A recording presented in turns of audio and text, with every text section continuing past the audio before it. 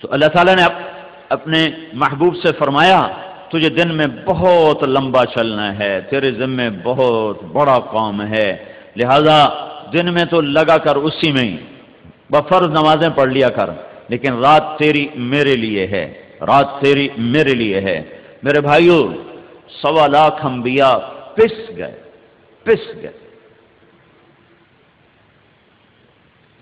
اور حضرت محمد صلی اللہ علیہ وسلم نے فرمایا جتنا میں ستایا گیا ہوں اتنا کوئی نہیں ستایا گیا، جتنا میں ڈرایا گیا ہوں اتنا کوئی نہیں ڈرایا گیا۔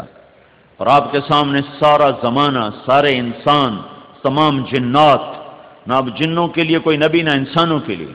وَإِذْ صَرَفْنَا إِلَيْكَ نَفَرًا مِنَ الْجِنِّ يَسْتَمِعُونَ الْقُرْآنَ، اور تبارک الذی نزل الفرقان علی عبدہ لیکون للعالمین نذیرا، سارے عالم، سارے انسان، سارے زمانے، اور یتیم پیدا ہو رہے ہیں، اور مکے کی سنگلاخ وادی میں پیدا ہو رہے ہیں، اور یتیمی کی وجہ سے بکریاں چرانے پہ مجبور ہو رہے ہیں، اور 13 برس کی محنت فرمائی ہے اور ساری قوم دشمن ہو گئی ہے۔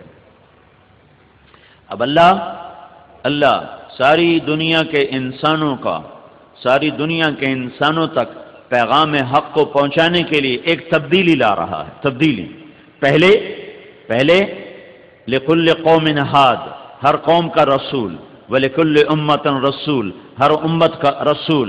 پھر ہمارے نبی آئے تو قل یا ایھا الناس انی رسول اللہ الیکم جمیعا، ان سے کہہ دو کہ میں ساری دنیا کے انسانوں کا رسول ہوں۔ اب اس کا تقاضا تو یہ تھا کہ ہمارے نبی نوح علیہ السلام کی عمر پاتے، آج بھی زندہ ہوتے اور ساری دنیا کو تبلیغ کرتے، اور ذوالقرنین کا لشکر سلیمان کی حکومت، ذوالقرنین کا لشکر سلیمان کی حکومت پاتے تو وہ بڑی آسانی سے دنیا میں تبلیغ کرتے۔ لیکن اللہ تعالیٰ نے دنیا کا سب سے بڑا فقیر بنایا محمد صلی اللہ تعالی علیہ وسلم کو، کہ 2 مہینے گزر جاتے ہیں اور اللہ کے نبی کے گھر میں چولہا نہیں جلتا۔ اب صفا پہاڑی پر ہیں اور جبریل سے کہتے ہیں، جبریل والذی نفس محمد بیدہ ما امسى لآل محمد کفۃ من شعیر، اے جبریل اس ذات کی قسم جس کے قبضے میں محمد کی جان ہے، آج میرے گھر میں ایک مٹھی جو نہیں جس سے روٹی پکائی جا سکے، اور ساری دنیا کے انسانوں کے لیے راہبر بن کر آئیں۔ تو اللہ نے کیا انتظام کیا ہے کہ اب اس نبی کے بعد اس کی امت یہ پیغام اٹھا کر ساری دنیا میں پھرے گی۔ اس کی امت یہ پیغام رسالت، یہ پیغام توحید، یہ قرآن کی پاک زندگی، یہ اسلام کی پاک زندگی، یہ امت اٹھائے گی اور لے کر چلے گی، اور دنیا کے دروازوں پر جا کر دستک دے گی، جان مال کے ساتھ بازی لگائیں گے اور صلہ اس کا اللہ تعالیٰ سے چاہیں گے۔ تو اللہ تعالیٰ اس کا انتظام کر رہا ہے کہ ایک امت آپ کے ساتھ ساتھ تیار ہو رہی ہے اور ایک امت آپ کے ساتھ ساتھ پروان چڑھ رہی ہے۔ آپ نے بنیاد رکھی ہے فرد کی تبدیلی پر، حکومت پیش کی گئی، حکومت عتبہ بن ربیعہ، یا محمد انکا ان کنت ترید بہ ملکا ملکناک علی رؤوسنا، اے محمد تجھے بادشاہی چاہیے تو ہم تمہیں بادشاہ بنانے کو تیار ہیں۔ تو آپ نے انکار فرمایا کہ نہیں، مجھے بادشاہی نہیں چاہیے۔ دعوت کا کام بادشاہت سے نہیں چلتا، فرد کی تبدیلی سے چلتا ہے، افراد بنائے جاتے ہیں، افراد، چونکہ انسان دین پر چلتا ہے اندر کے نور سے، اور اندر کا نور نہ ڈنڈے سے اتارا جا سکتا ہے، نہ پیسے سے اتارا جا سکتا ہے، نہ لالچ سے اتارا جا سکتا ہے، نہ خوف سے اتارا جا سکتا ہے، وہ ہر شخص کی ذاتی محنت سے اندر میں اترتا ہے۔ حکومت نماز نافذ کر دے گی، حدود نافذ کر دے گی، روزے پر ہوٹل بند کرا دے گی، اندر گھروں میں کب جا کے دیکھے گی کہ ناشتہ کون کر رہا ہے، سحری کس نے کھائی۔ حکومت باہر قوانین نافذ کر دے گی، لیکن ماں کے سامنے چپ رہنا کہاں سے حکومت لے کر آئے گی؟ باپ کے سامنے ادب سے کھڑے ہونا حکومت کہاں سے لے کر آئے گی؟ سچائی، عہد، صدق، وفا، سخاوت، یہ حکومت کہاں سے لے کر آئے گی؟ جب اندر کا نور بجھتا ہے تو پھر اندھیرے چھا جاتے ہیں۔ اب یہ نور روشنیاں ڈھونڈو تو یہ نور تمہارے اندر کو روشن کرے، ورنہ باہر کی طاقت۔ میں مدینہ میں تھا کوئی 8-10 سال پہلے، ایک نوجوان میرے پاس آیا اور میرے پاس کہنے لگا جی میری بخشش ہو جائے گی، اور یہ کہہ کر رونے لگا، میری بخشش ہو جائے گی، اور رونے لگا۔ میں نے کہا کیا ہوا؟ کہنے لگا میں 10 سال سے مدینہ میں ہوں، اور میں نے 10 سال بغیر وضو کے نماز پڑھی کہ سعودی حکومت پڑھاتی ہے، سعودی حکومت، تو میں نے 10 سال بغیر وضو کے نماز پڑھی۔ پھر مجھے تیری ایسی سال کیسٹ ملی ہے، میں نے وہ سنی ہے 2-3 دفعہ، تو مجھے احساس ہوا کہ میں نے کتنا بڑا ظلم کیا ہے۔ میں نے توبہ تو کی ہے، لیکن مجھے یہ ہر وقت خوف ہے کہ میں نے اتنا بڑا گناہ کیا ہے، کیا میری توبہ قبول ہو جائے گی؟ تو جب اندر میں روشنی نہیں ہے تو اتنی طاقتور حکومت اسے اللہ کے سامنے جھکانے کے بجائے کفر تک پہنچا رہی ہے کہ بغیر وضو کے جان بوجھ کے نماز پڑھنا تو آدمی کو کفر تک پہنچا دیتا ہے۔ نماز نہ پڑھنے سے آدمی کافر نہیں ہوتا، لیکن یوں نماز کا مذاق اڑانے سے تو آدمی کافر ہو جاتا ہے۔ تو اندر کی جو شمع جلتی ہے میرے بھائیو، وہ ہر شخص کی ذاتی محنت سے جلتی ہے، ذاتی محنت، ذاتی محنت۔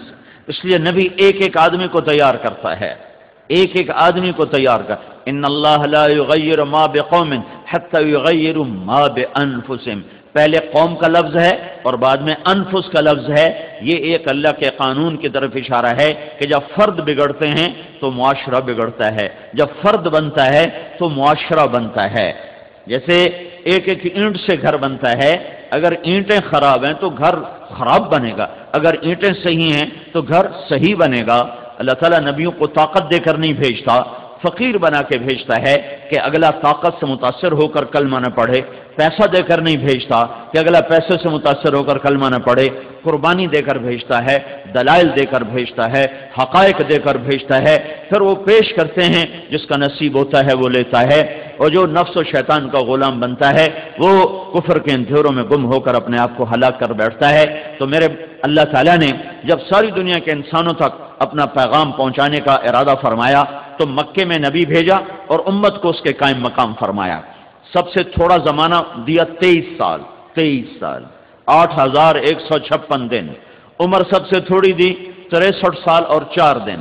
یہ 63 سال 4 دن انگریزی مہینے کے لحاظ سے نہیں، یہ محرم صفر قمری مہینوں کے لحاظ سے ہے، اور انگریزی مہینوں کے لحاظ سے آپ کی عمر مبارک ہے 61 سال 1 مہینہ اور 20 دن، 61 سال 1 مہینہ 20 دن، اور چاند کے لحاظ سے آپ کی عمر مبارک ہے 63 سال اور 4 دن۔ اتنے تھوڑے عرصے میں سارے عالم کے انسانوں تک پیغام پہنچانے کا نظام بنایا جا رہا ہے۔ تو کیا کیا اللہ تعالیٰ نے؟ کیا کیا؟ امت کو ساتھ کھڑا کیا ہے۔ 13 برس کی محنت ہوئی اور کوئی آدمی ایمان نہیں لایا سوائے 250 آدمیوں کے۔ تو اللہ نے ہجرت کا حکم دیا، تو آپ 27 صفر شب جمعہ اور 13 ستمبر 622 عیسوی اور نبوت کا 13واں سال، نبوت کا 13واں سال ہے اور 14واں سال ہے نبوت کا۔ آپ نکلے ہیں گھر سے شب جمعہ 27 صفر اور 622 عیسوی 13 ستمبر ابوبکر صدیق کے ساتھ آپ غار ثور میں چھپے ہیں۔